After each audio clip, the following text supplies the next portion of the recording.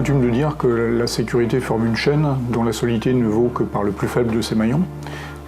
La cybersécurité rentre évidemment dans ce cadre-là, ce qui fait que l'attaquant a absolument le choix des armes, de savoir quel maillon il veut attaquer. Il peut par exemple attaquer le maillon de la cryptographie dans le domaine des mathématiques.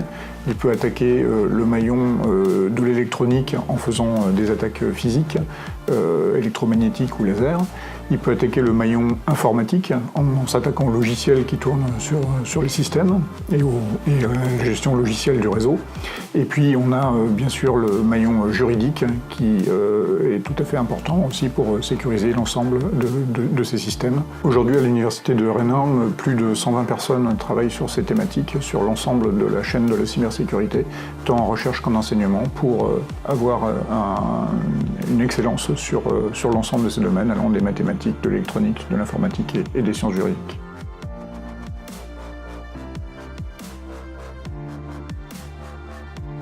Pour ma part, je fais de la cryptographie, je m'intéresse aux aspects mathématiques de la cryptographie.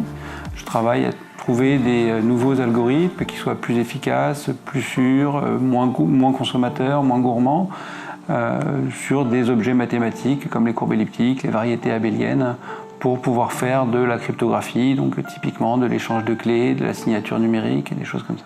Donc le master de cryptographie de l'université de Rennes, il va offrir une formation pluridisciplinaire dans ce domaine qui va être à la pointe. Ça va aller de la sécurité des protocoles jusqu'à la cryptographie post-quantique. Parmi les masters de cryptographie français, c'est probablement celui qui est le plus poussé au niveau mathématique. On fait par exemple découplage, comme vous pouvez voir derrière moi, qui est un outil très avancé, très poussé en mathématiques, mais qui va être très utile dans les applications.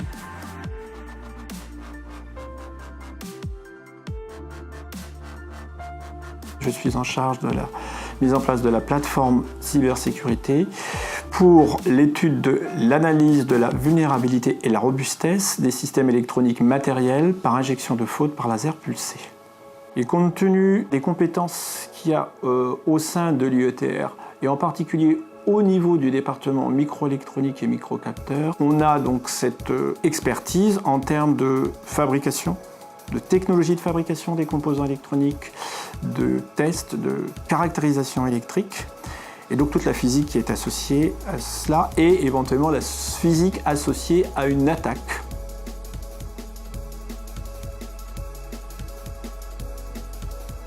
Dans l'équipe Celtic, nous nous intéressons à améliorer la sûreté et la sécurité du logiciel au moyen de méthodes sémantiques fondées sur des analyses et de la certification du logiciel. Donc par le passé, j'ai beaucoup travaillé sur les méthodes formelles. Donc ce sont des méthodes beaucoup utilisées dans le domaine de l'embarqué critique pour développer des logiciels pour lesquels on s'attend à de fortes garanties de sûreté. Donc ce qu'on a fait dans l'équipe, c'est généraliser ces méthodes pour s'intéresser à de nouvelles propriétés, typiquement des propriétés de sécurité.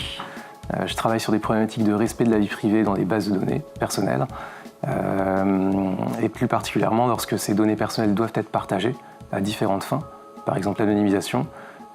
Et l'objectif, c'est d'être capable de placer un curseur, de placer notre curseur pour réaliser un compromis juste entre utilité et respect de la vie privée. L'une des originalités des approches que je propose, c'est d'entremêler techniques de perturbation et techniques de chiffrement, ce qui fait qu'on travaille avec des données qui sont parfois en clair mais perturbées, ou parfois complètement chiffrées, donc complètement opaques.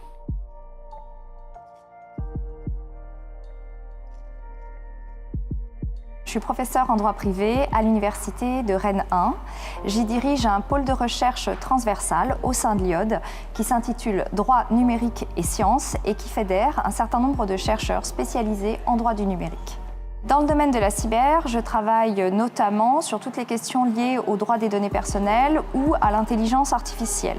J'ai notamment dirigé la partie enjeux juridiques du premier rapport remis au président de la République en 2017, France Intelligence Artificielle. Le site de Rennes concentre beaucoup de compétences en matière de cyber et en matière de numérique.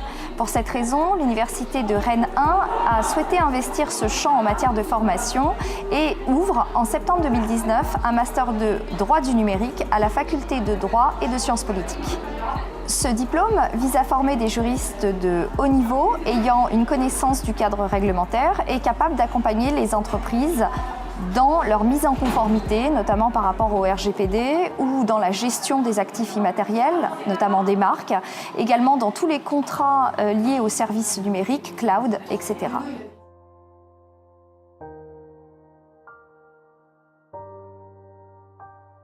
Quand un lycéen veut faire des études menant vers la cybersécurité à l'université de Rennes 1, il a plusieurs portes. Soit il est étudiant en mathématiques et il va se diriger à la fin de ses études assez naturellement vers le master de cryptographie. Soit, et ça peut arriver, il est étudiant en droit et là il a une nouvelle opportunité d'étudier en master droit et numérique.